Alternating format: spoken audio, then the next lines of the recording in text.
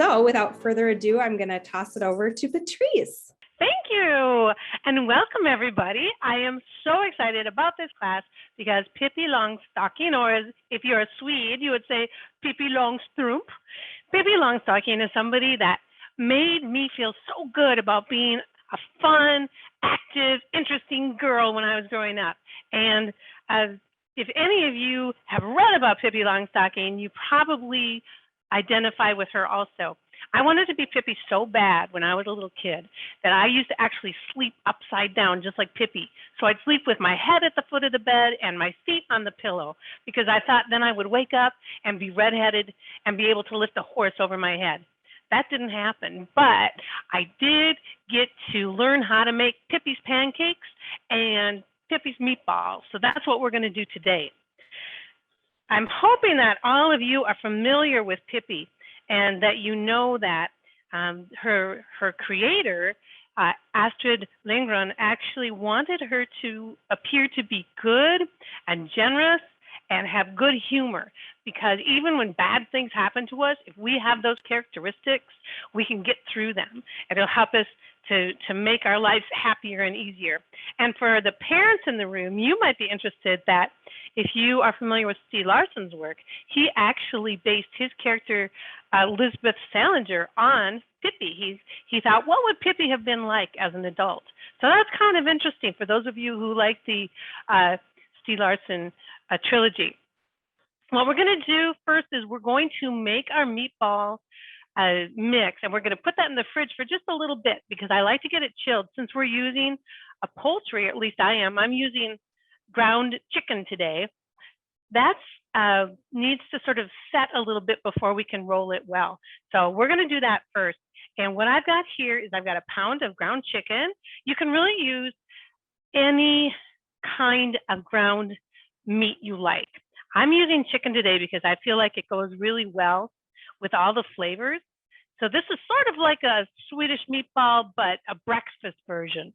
And if you're in Sweden, you would call this a svensk köttbullar.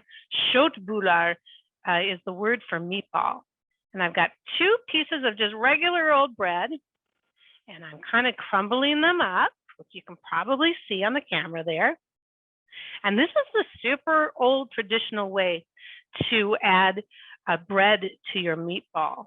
Nowadays, people like me, I like to use breadcrumbs that are already prepared and add those to my meatballs. But I thought it'd be kind of fun to do it the way Pippi would have done it back in the 40s when she first came to life. Now I'm going to pour some milk over it. So that's 2 pieces of bread and about a 1/4 cup of milk. And I'm just going to kind of let that soak so that all the milk gets soaked up in the breadcrumbs. And then let's talk a little bit about what else we're going to put in here. I've got 1 egg. I'm going to whisk that up. And I've also got, salt. I'm going to just start adding it to my meat so we can get this all mixed. And then I've also got onion powder, and that's in here, along with allspice. And for those of you who wonder what allspice is, I thought I'd show you what it looks like before it gets ground up. It almost looks like a black peppercorn. Can you see that? So allspice is a funny name because it sounds like if we use allspice, we're using all the spices in the cupboard, but it's actually the name of this little berry. And it's got a really, if you've ever had Swedish meatballs, you'll know this spice. And in here, I've also got some onion powder. And I'm going to add a little bit of nutmeg. And I thought you'd want to see what that looks like too. So this is what nutmeg looks like before I grind it.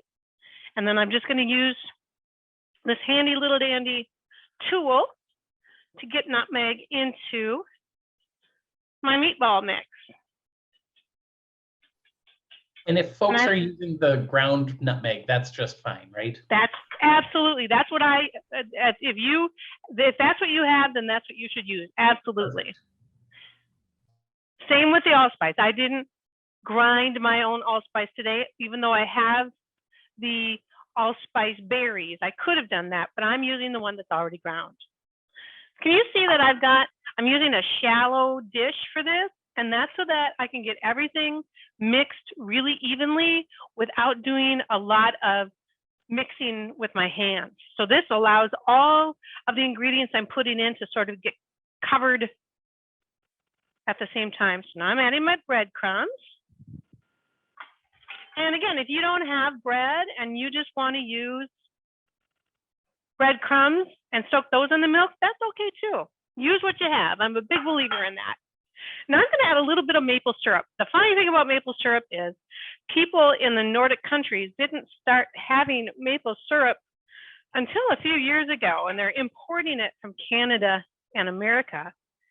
Usually they use a sugar syrup for their pancakes and other sweet things, kind of like a corn syrup, except it's just made out of probably beets, actually.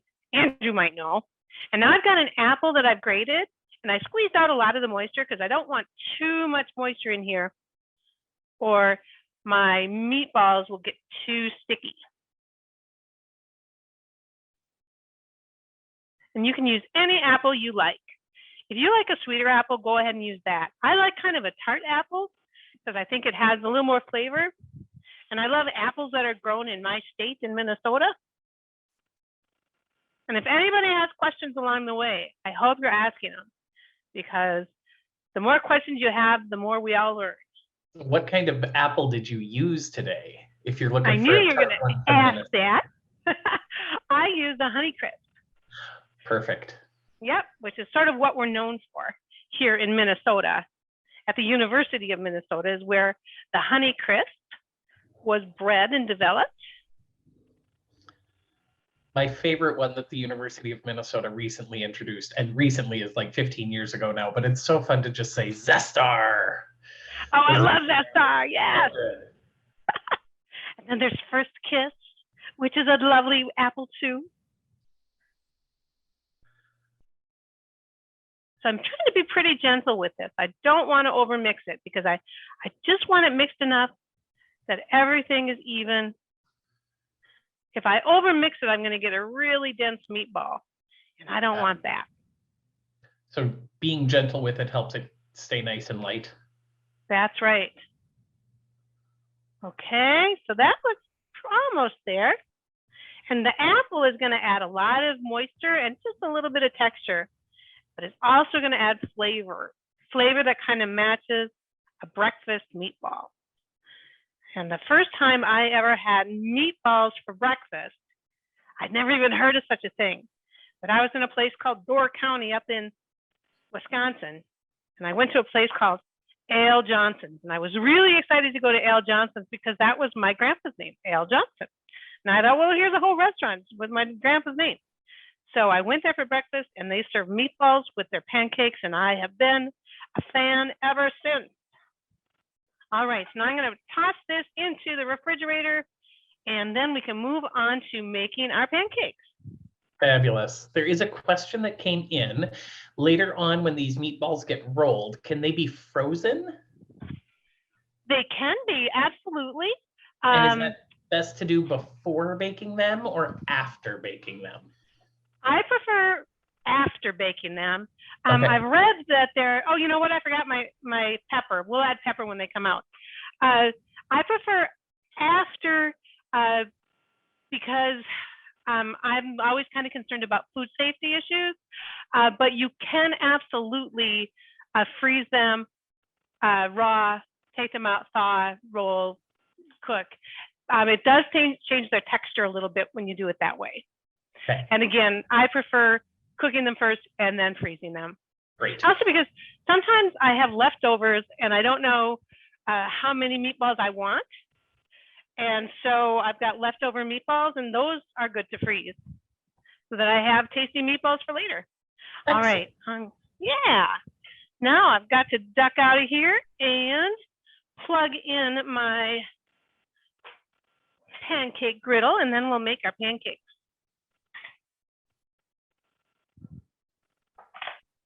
Now you can use, oh, go ahead. Nope, you go for it.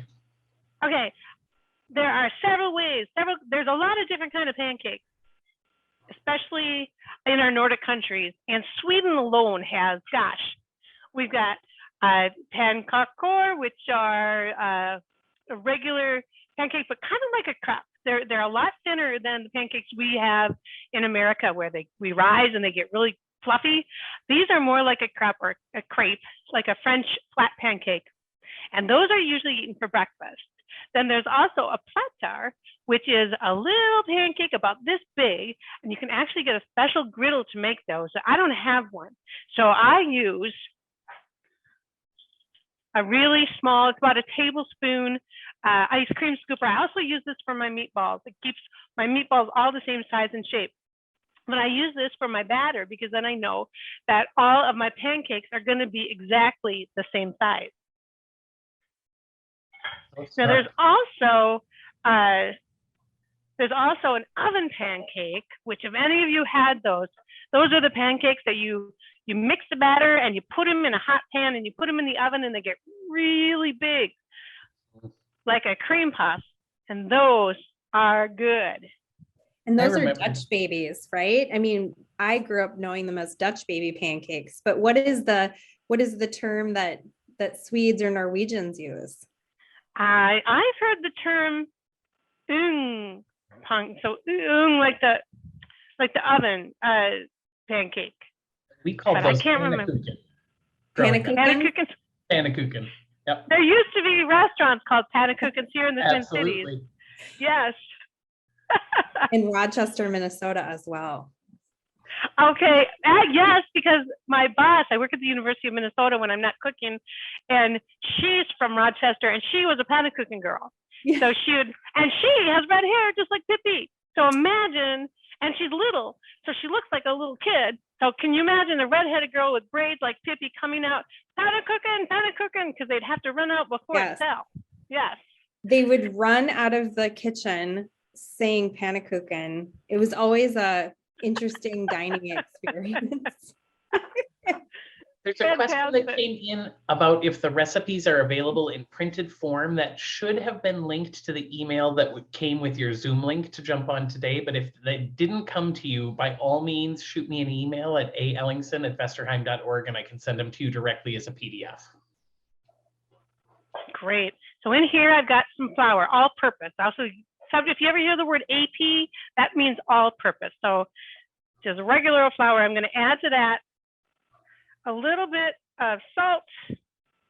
And then in here, I've got cardamom, which is optional because cardamoms are really expensive spice. So not all of us have it.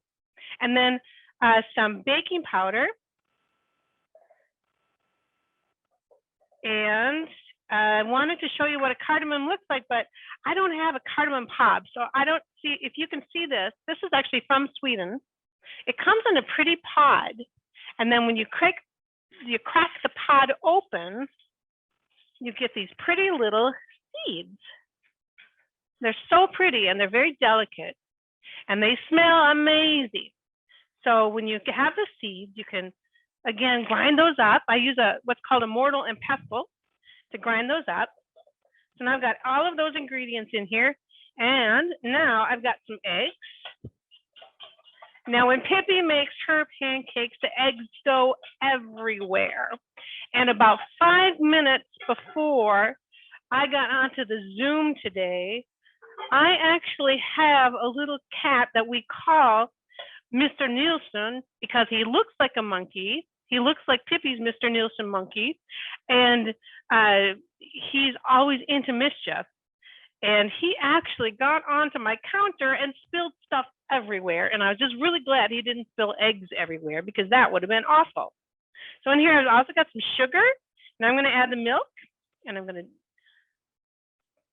very gently add the milk while I'm stirring. So hopefully you all can see this. And this is a really, again, it's a really loose batter. It's not like we're used to in America. And normally, if you're a Swede or a Norwegian or a Finn or a Dane, you don't add what we call a leavener. Usually, when you're a leavener would be like a baking powder, a buttermilk, a baking soda. Those are ingredients that rise. So when you add an ingredient like that to your batter, it makes the batter rise. It releases a gas that makes things fluffier. But in Sweden and the other Nordic and Scandinavian countries, they beat so much air into their eggs that acts as the leavener, and they don't need to add all those other chemicals. But I didn't do that today. I actually used the leavener because this is a little bit American too. And I just want to make sure that this is super well mixed. And then I'm going to add melted butter. I've got a couple tablespoons of melted butter. Patrice, when it comes time to cook the meatballs, if somebody pre-assembled the meatballs and didn't know that they needed to squeeze out the grated apple, do they just cook them longer? Can you talk about that when we get to the baking part? Absolutely, and I want to know what kind of texture that their apples or that their meatballs have, because we can talk through that then. And it looks like your griddle is actually steaming or smoking. Are we seeing that right on the Zoom? You are. Wow. Wow. Yeah. All right. I'm going to put a little bit of butter on here. Even though there's butter already in my batter, I'm just going to put a little bit of butter on here. Not only does that add flavor and helps for the pancakes not to stick, it also tells me if my griddle is too hot. Pro tip there. What happens if it's too hot? If it's too hot, my pancakes cook too fast and they might burn.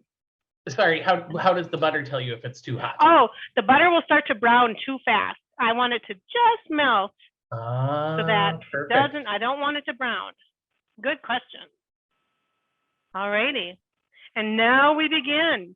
And this is the point where, because there's not a whole lot of flour in this, I'm going to sort of test the first one to see if I need to add any more flour, especially if there's kids cooking. I don't want you to get frustrated, and I don't want to get frustrated myself. Let's see how that works. I'm going to add 1.5 of these. There we go. In case anybody didn't have the recipes handy, I have the link to them in the chat now also.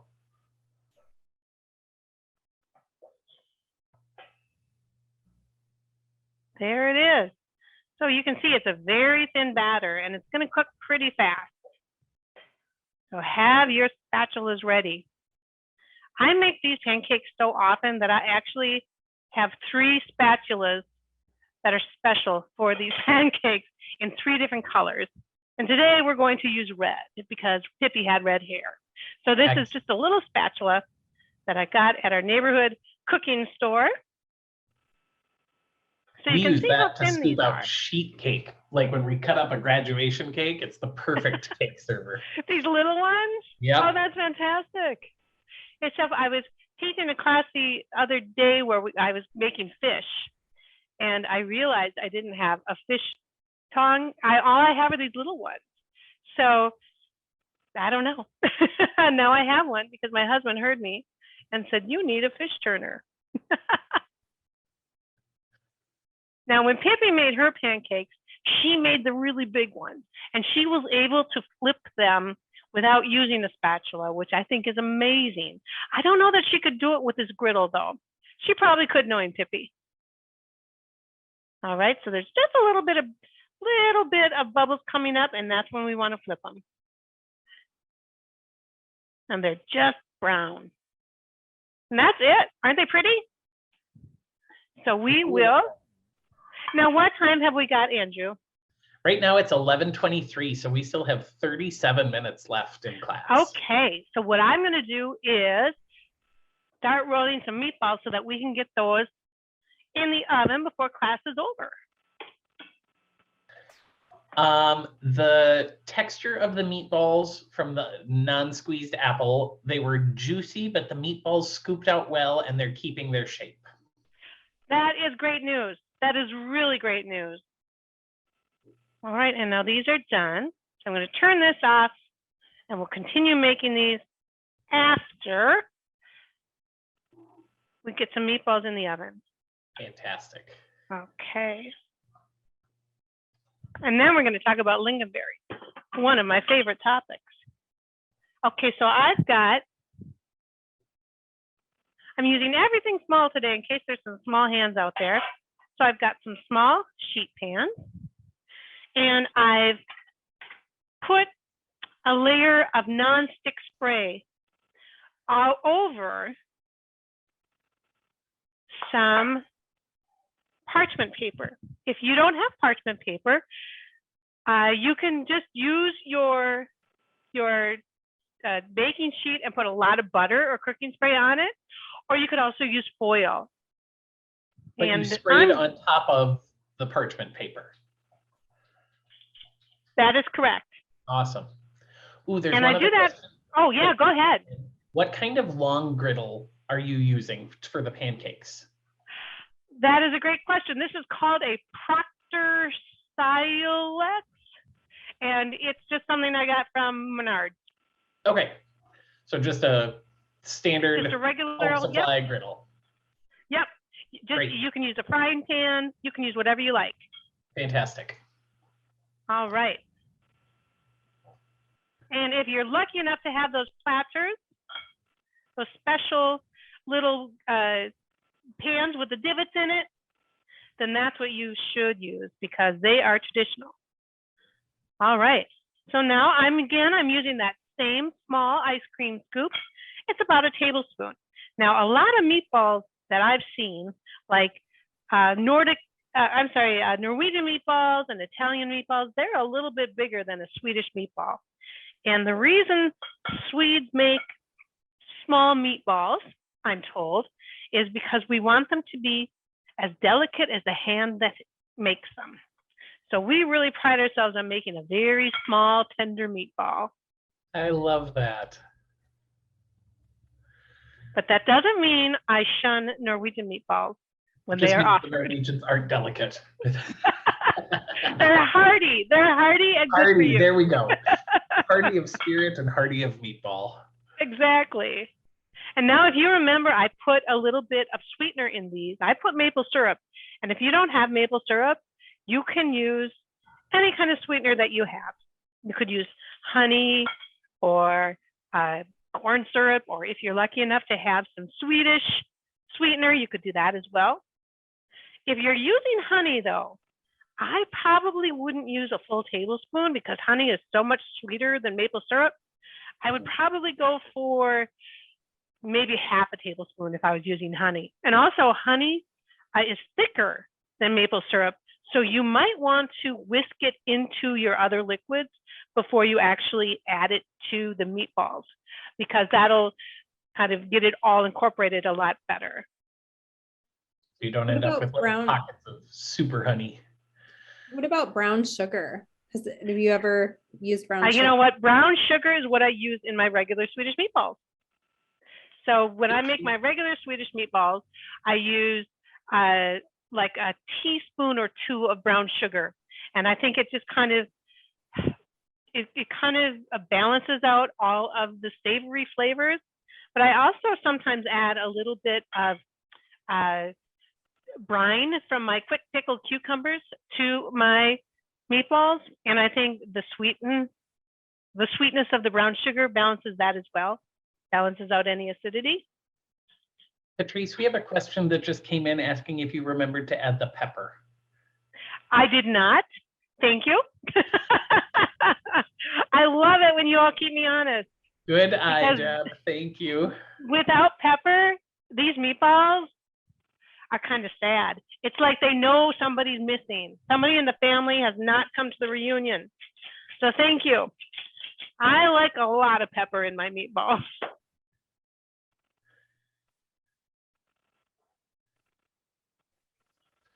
All right. So I'm curious about how everybody else feels about Pippy. Are there kids out there that have read Pippy or haven't read Pippy? Who's your favorite character in the Pippy series besides Pippy? You like Annika? I always thought Tommy was a little bit of a tattletale. He wasn't as impressed with Pippy as Annika was.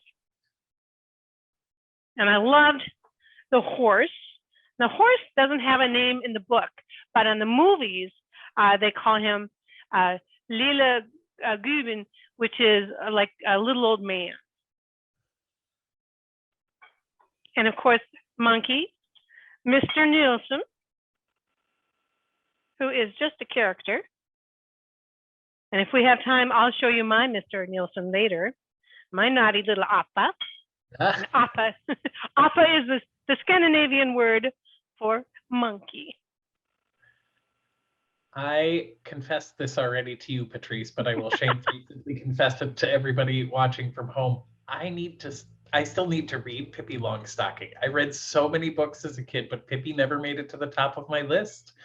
And I'm a little appalled at myself it's right now. It's never too late, Andrew. It is never. I still read Pippi now. I actually read Pippi in Swedish last year in the Swedish class. Fun. Pippi translates to all people who want to be better, who want to make the world a better place. That's what Pippi is all about.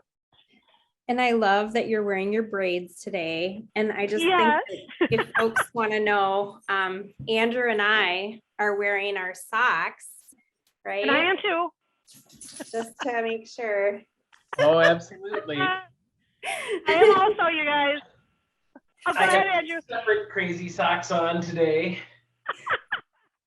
That's the perfect. Pippi never matched her socks. And here's mine. Oh, amazing. I'm going to put these meatballs in a 350-degree oven. Yes, I grew up wearing unmatched socks, so I was often referred to as Pippi, and then my kids never matched their socks either. They had a notorious reputation in their kindergarten classrooms for being the kids that never matched their socks. So we always said we were just embracing our inner Pippi. And also it's just like too hard to like match your socks in the laundry. So, you know. It is, and we shouldn't have to. Club.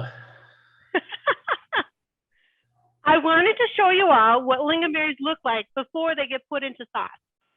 Because most of us are used to seeing lingonberries like this, already preserved in a jar. But this is actually what they look like when they come off the tree. So they look like red blueberries. And if you've never had a lingonberry, they actually taste like, I think like if a cranberry and a blueberry had a baby. That's what lingonberries taste like to me. They're pretty tart. So these I actually got frozen and I saved them from Christmas because I always get as many as I can find in my grocery store. So these have been in the freezer for a while. And I'm going to add them to some sugar and then cook those down for our two sauces today. So I'm going to put that on a medium oven and see what happens here. And have we got any more questions right now? I'm just checking right now. Oh, the question came in about what measurement is the meatball scoop? Was that the 1 tablespoon scooper?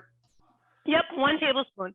Perfect. Now, if you want to make them a little bit bigger because it's easier to make them quicker, go ahead.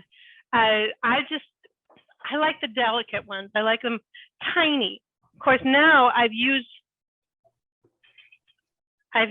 my ice cream scooper for the meatballs, so I need to find something else. So let's see. How about if I use a tablespoon? Here we are. If you're doing 1.5 tablespoons for the pancakes? Yep. I've got a wooden one and I've got this one. So we'll see. The wooden one will probably stick. All righty.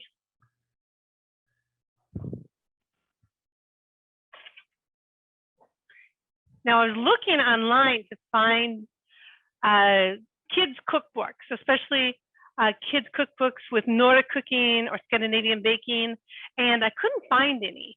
I did find 2 that I think are pretty good. One I haven't actually seen. It's Tina Nordstrom's Recipes for Young Cooks. And Tina Nordstrom is the blonde Swedish woman with the big happy teeth and smile. She's on PBS on that the Nordic cooking show, and she's fantastic. I have not seen that particular cookbook, but knowing Tina and her style, I bet it's really good. I think it's probably aimed at an older kid, so probably like 9 and older, because it is based on just like in America, we have all those cooking contests for kids, like the Master Chef and all that. They have the same stuff in the Nordic countries. And so that is sort of aimed at kids who want to compete. So I'm sure it's aimed at a little bit older kids. There's also the Nordic Kitchen, 1 Year Family Cooking by Klaus Meyer, also associated with the Nordic series on PBS. I love Klaus. This is a book that's aimed at families cooking together, sort of like we're doing today. So I definitely recommend that.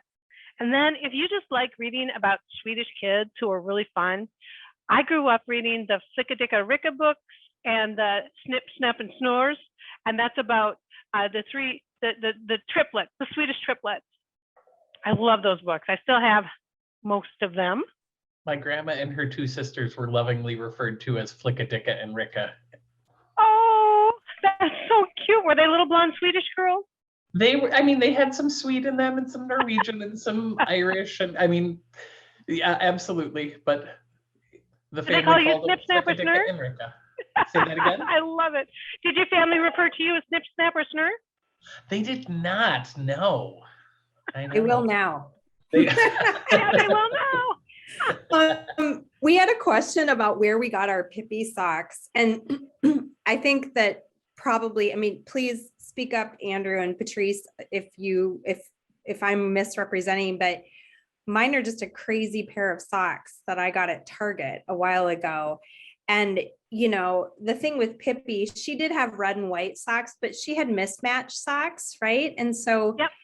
I think it's really any crazy socks. I mean, she was known for stripes, but I don't know that there's an official Pippy sock as long as it's bold and crazy, right? And fun. Yeah, absolutely.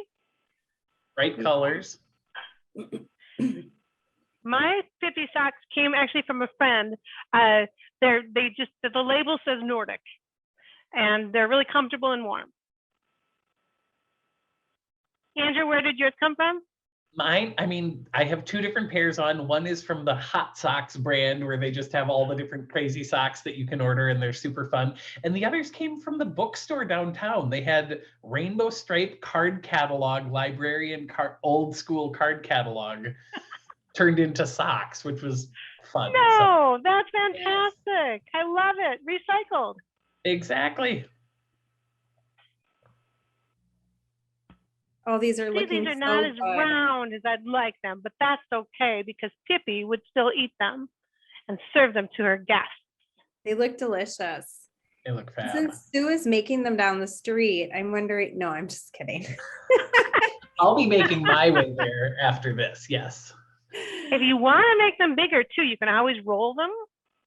And that's a pretty way to serve. I'll show you that. Okay. How long do you want the meatballs in for? They've been in for about 4.5 minutes right now. I've got my timer set to 15, so we Perfect. should be good. And then I'm going to flip them and cook them a little bit longer so that we can see the finished result. And for the unsqueezed apple meatballs, will that just add a little bit of time? It may. Yeah. Because we're using poultry, well, at least I'm using poultry, I want to make sure that my meatballs come up to about 165, yep. Just to make sure that they're food safe. When I'm making meatballs, oh, these are not looking very round. When I'm making meatballs using beef or pork, I usually level off about 155 at the most. Yep. I really don't want to overcook my meatballs because then they get a little dense. But with now these are not round. Yeah, with poultry, we absolutely want to make sure they come to temp. There. That it is not cheating if you promise you're going to eat the part you slice off. So I'm just slicing these into circles. There. That's for later. And my lingonberry, they're looking good. I've got them on just a little simmer. I'm going to simmer those for about 10 minutes. All righty. I like these pancakes with the cardamom in because my whole house smells beautiful like cardamom. Just love that. There's always hot spots on this burner too. I'm going to move that around a little bit. I think it's interesting about Pippy that she actually came out of Astrid Lindgren's daughter Karen was sick and couldn't go to school, which sounds familiar, doesn't it? It These sure days. does. And so her mom, Astrid, would tell her stories. And Karen actually was the one who came up with the name Pippy. And she would always ask, Mom, give me more stories about Pippy Longstrump. And so her mom kept telling her stories about Pippy. And eventually, the whole family, all the cousins started hearing about Pippy, and they wanted to know more about Pippy's adventures. And eventually, Astrid wrote them down for her daughter and also wrote a copy for the publisher. And at first, the publishers were like, no, this is a weird story about a weird kid. Nobody wants to read a story about a weird girl who lives alone, who has her own money, who has nutty adventures. That's just too much. Well, they were wrong, because Pippy, once it was published, became a world-renowned book about a really cool, adventurous kid. And it's written in almost every language where publishing takes place. She's got names. Her name, Pippi Longstocking, does not necessarily translate in all languages. So her name, well, her full name is like 10 different names. I don't know if anybody wants to look that up and give us the full name, but she's got all sorts of names. And so it was up to other countries to decide. So now if I'm going to roll this, a bigger one, it's really easy. I just do that. And then I have a pretty little rolled pancake too. So according to the internet, which is never wrong, it is Pippalotta Delicatessa Window Shade Mackerel Mint Ephraim's Daughter Longstocking. Yep. That is an epic name. Yeah, and she is an epic girl. This is a true statement. I'm going to have to read these. You really do. I think she's going to bring such joy to your life. So you can see when I'm not using my meatball shaper or my ice cream scooper, these are not quite as round. That is okay. They still are delicious. Now that my lingonberries are done, I want to show you two different sauces. Now, one is for our meatballs, and one is for our pancakes. I think you can interchange them pretty well. Patrice, So for, yeah. Going to be served warm or at room temperature? I like them warm, but they're fine room temp too. Perfect. All righty. Unplug this.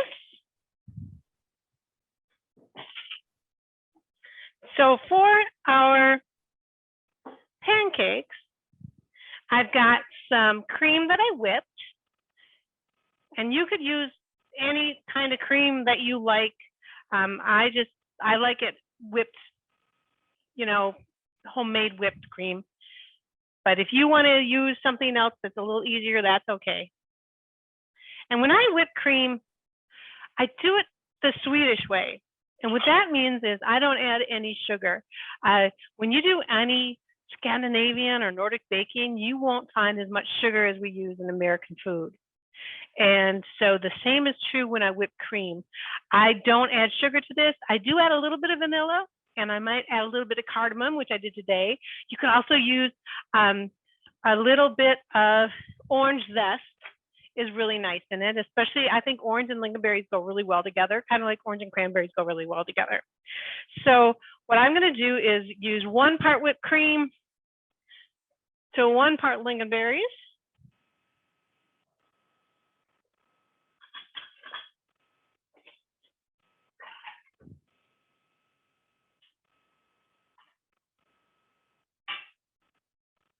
These are still warm. You can see how pretty they are. They're just gorgeous. And they smell good. So if you haven't had them before, they are a little tart. That's why we add sugar to the mix. I'm going to let that cool off just a little bit, and then we'll mix those.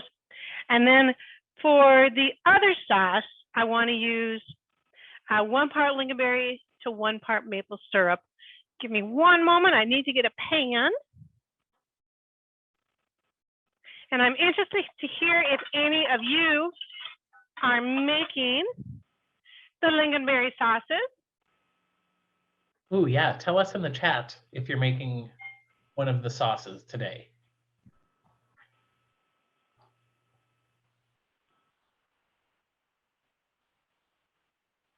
And I think that this sauce is going to go well with both the meatballs and the pancakes, in my opinion.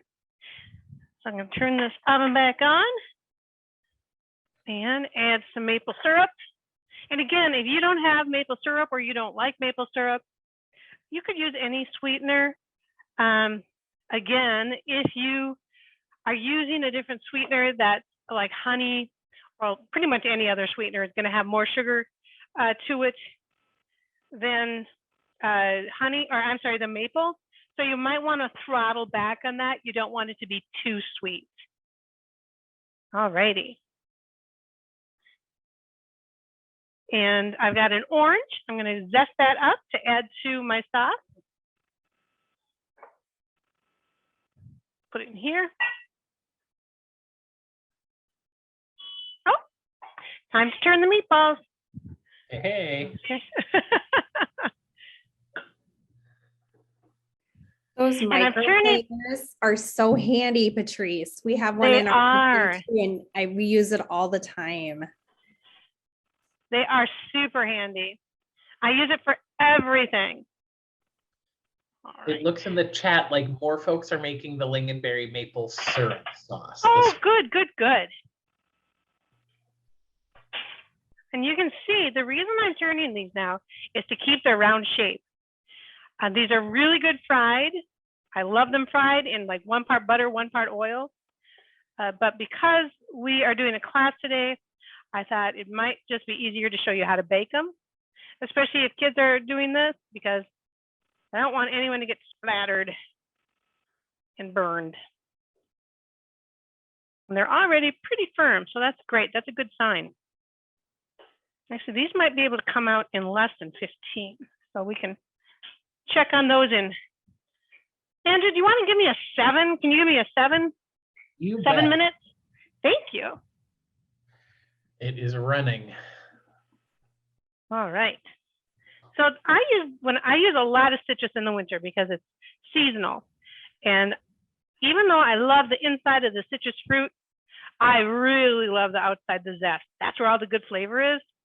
So whenever I have a lemon or a lime or an orange, I always capture that zest, because if I don't, I feel like I'm wasting it. I put it in everything from sauces to on top of fish, if I'm making a fish dish, everything. I put it in everything. Put it in salad dressing. This is cooled off, so now I'm going to add my lingonberries to my whipped cream.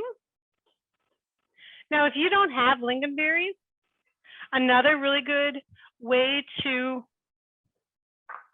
season your whipped cream is to add a little bit of your favorite jelly. And that's a really nice dessert. So if you have, maybe you've got some strawberry jelly or strawberry jam, you can add it to some whipped cream and then put that on a biscuit or on some puff pastry. It is really tasty like that. Really good.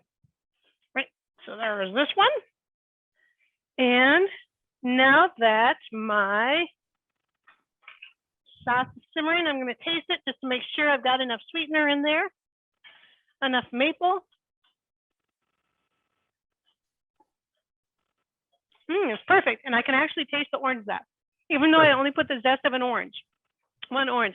Now I'm going to add a couple tablespoons of butter I'm gonna take this off the heat. And I'm just gonna sort of melt the butter in there. In the recipe document, it said the zest of the orange could also go in the whipped cream lingonberry. And like, oh yeah, like you said, like the citrus goes well any place you put it. Absolutely. Absolutely. Great. The nice thing about, yeah, if I didn't add it to the recipe, my apologies, but when you add it to the cooking lingon, it really brings out the essence, even more than when it's cold, but I think it's good in both. Nice. All right, and there's my sauce. So let me put this in a dish as well. And then we're almost ready to plate. So I can take this sauce. Can you just see how nice that's going to be with our lingonberry, or I'm sorry, with our meatballs? So it's like a sweet gravy. All right. Delicious. I'm going to move this out of our way.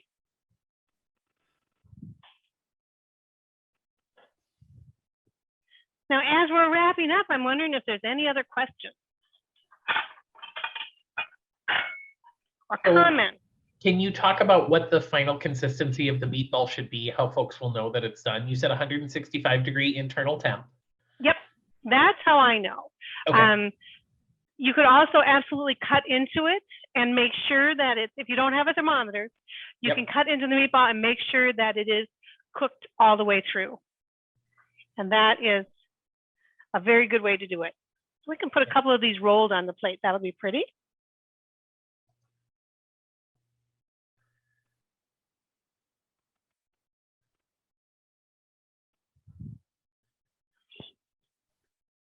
These look just fabulous. They smell really good. Leah, I wonder if you can tell us what your favorite Pippi story is. Oh gosh, Put you on the spot. I know. I'm trying to like go back into my memory, and I don't know if I can remember specifics, but I mean, I remember so well the way she slept, right? Where she put her feet on her pillow. And I remember trying that as a child, and I remember my kids trying that. Oh, that's so I'm not alone. That's awesome. I love it. Yeah.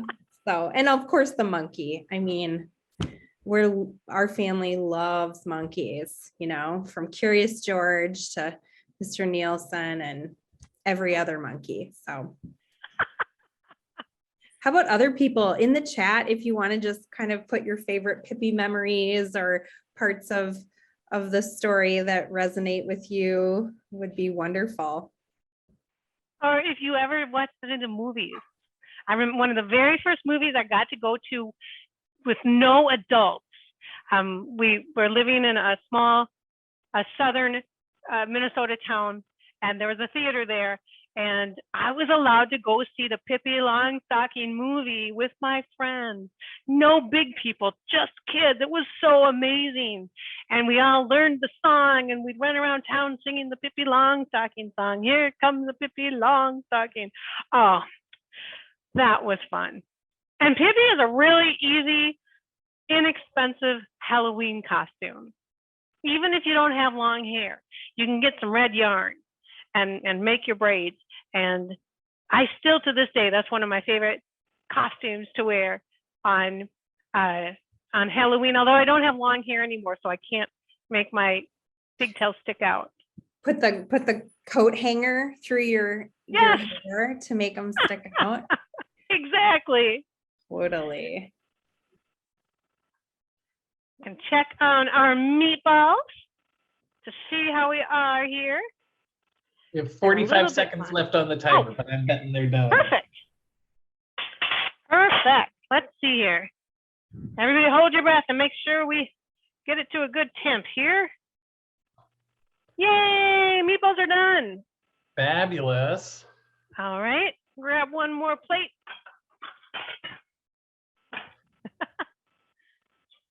Oh, and they're pretty too. Oh, yay. They're a little blonder than your typical meatball, than your pork or or beef meatball. Erica is sharing in the chat that she would use telephone wire to help the braids stick out.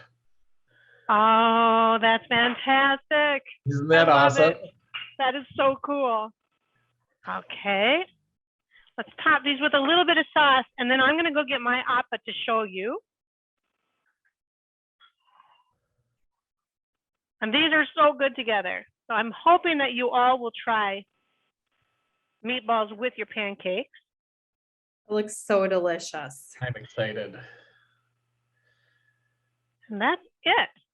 So good. Give me 1 second and I'll get my appa. Excellent. And hopefully we have some more comments and questions. If anybody's cooked along, I suppose this is not the video where we can actually see what they've made. We can't see what they've made, but I'm sure mouths are watering at the smells happening in kitchens all over the place. We've got folks cooking from Wisconsin to Arizona cooking along with us today, and it's pretty great. And we hope if you do post on social media, you'll tag us.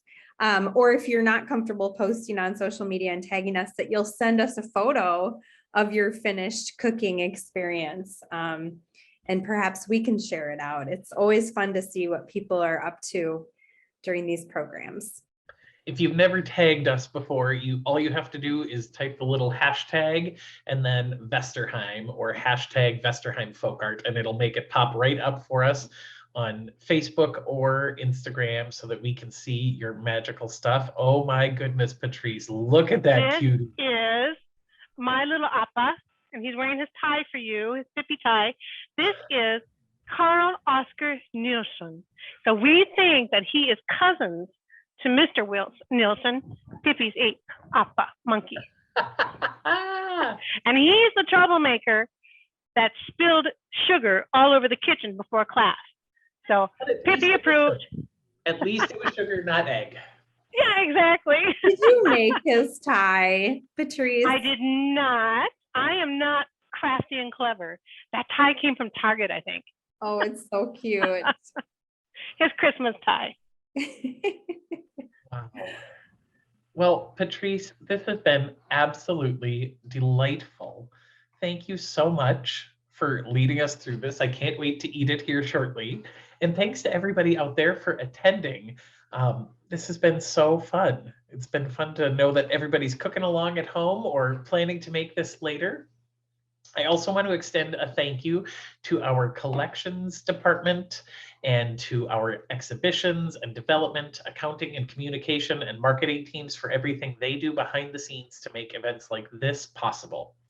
A recording of today's cook along will be available on our YouTube channel soon. So if you know any other Pippi Longstocking enthusiasts or an elementary teacher who might want to do meatballs and pancakes with the class sometime, by all means, send the YouTube link along to them. You will receive a survey right after the program. It will either pop up on your screen as soon as the Zoom is done or come in an email in the next day or two. In order to better serve you, we are interested in your feedback and appreciate your thoughts. We read those evaluations and they help us make plans moving forward. If you're looking for more ways to connect with Vesterheim online, we have an upcoming Norwegian language adventure with instructor Evelyn Galsted that's open for registration right now. You'll get a kit of materials, some instructional videos. You can do this anytime on your own schedule as a family, and she's going to be digging into Nordic explorers and all of the Norwegian vocabulary that goes with being an explorer. All of our other offerings for April through June will open for registration beginning February 10th at noon. Lastly, if you enjoyed today's program, please consider becoming a member or contribute a gift online. These programs would not be possible without folks like you. As we like to say, you cannot have a folk art school without the folks. And you are the fine folks who make our folk art school happen. Leah and Patrice, this has been just absolutely delightful. Yes, I mean, and Patrice offers so many wonderful classes with Vesterheim Online. So please look at our website, especially with the launch coming up. She's got some just delicious looking classes, and perhaps you'd like to join us again for evening or afternoon cooking experience. So thanks, Patrice. Thanks, Thank- everybody. Mr. Really fun Nielsen. today. Have a Everybody great go rest put of on your Saturday. socks. Yay. Thanks, everybody. Bye, everyone.